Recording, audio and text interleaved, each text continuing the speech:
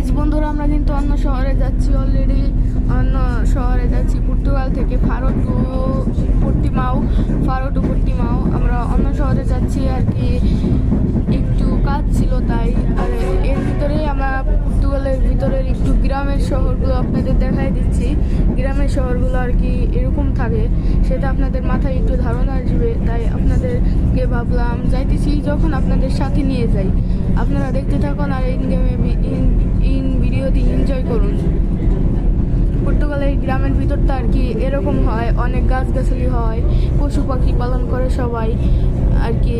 অনেক বেশি রাস্তা হয় না আর কি, গ্রামের মধ্য দিয়ে যেরকম রাস্তা হয়, মাটির রাস্তা আর কি। মাঝে মাঝে কয়েকটা বাড়ি আছে, গাছগাছালি আছে, মালটার বাগান, কমলার বাগান, আপেলের বাগান, মনে করেন নানান ফল ফলালির বাগান এই জায়গা দিয়ে হয়ে থাকে। এটা কিন্তু আমাদের